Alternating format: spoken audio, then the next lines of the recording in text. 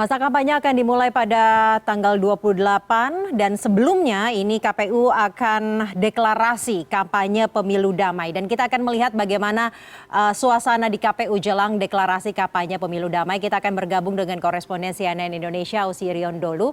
Rio, deklarasi kampanye direncanakan akan mulai pukul 14, itu artinya kurang lebih setengah jam lagi. Bagaimana persiapan di sana?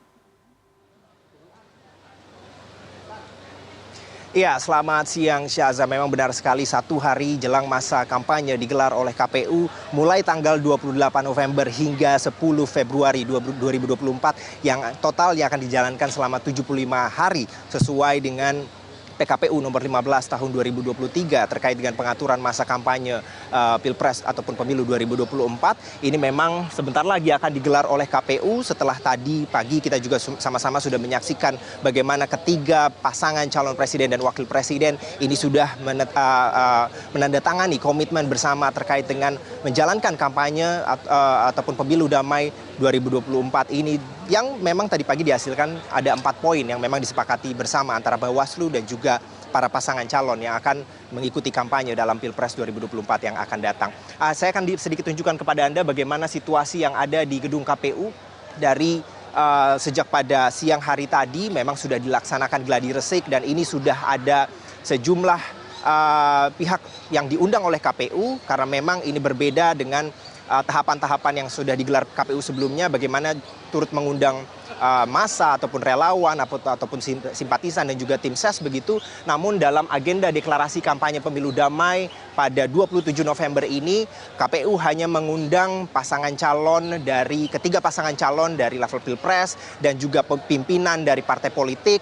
Dan yang terakhir yang menggunakan batik yang ada di layar kaca Anda ini adalah perwakilan dari calon anggota DPD yang turut akan meramaikan ataupun ikut berkontestasi dalam pemilu 2024 hari ini. Bagaimana seluruh kontestan yang akan menjalankan ataupun ikut dalam pemilu 2024 sama-sama akan menyaksikan ataupun menyampaikan deklarasinya bagaimana menjaga pemilu ini akan berjalan secara damai dan jujur dan adil bagi masyarakat seperti yang sering kali digaungkan oleh sejumlah elit partai politik begitu, dan juga pasangan calon ingin menjaga pemilu ini dengan riang gembira, dengan happy-happy, dengan asik-asik saja begitu.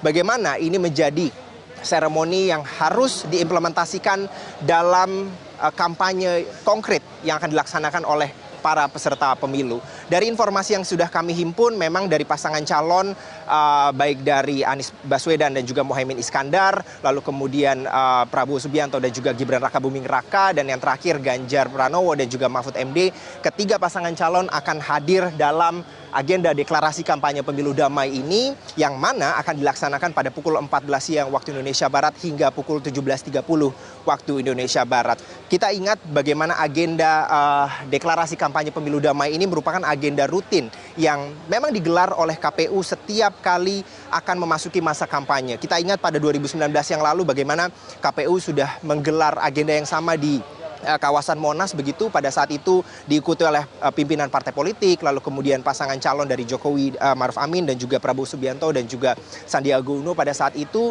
Namun kita juga ingat bagaimana dalam kondisi yang nyata pada masa kampanye ini ada sedikit konflik ataupun singgungan dari kedua pasangan calon. Karena itu kami juga menegaskan kembali bagaimana jalannya agenda pada hari ini di KPU, baik dari awak media maupun juga masyarakat yang menyaksikan agenda deklarasi kampanye pemilu damai ini harus melihat secara detail baik dari pidato yang akan dilaksanakan oleh pasangan calon, bagaimana mereka bisa membawa kampanye damai untuk diimplementasikan kepada masyarakat sehingga proses demokrasi ini akan berjalan baik-baik saja dan juga menyenangkan bagi seluruh masyarakat Indonesia sesuai dengan diksinya yakni pesta demokrasi. Kita ikuti bagaimana agenda yang akan berlangsung di KPU nanti hingga pada pukul 17.30 waktu Indonesia Barat. Kalau kondisi eksternal di luar, kami sudah mendapatkan informasi bahwa aparat keamanan ini dari pihak kepolisian ini sudah menjaga kawasan KPU ini, ada sekitar 200 personel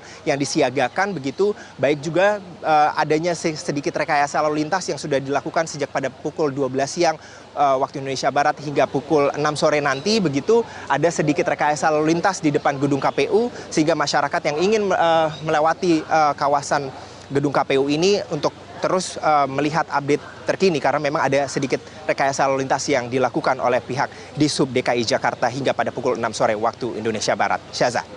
Baik, korespondensi CNN Indonesia Osirion Dolu, nanti kita akan kembali ke Anda. Terima kasih atas laporannya.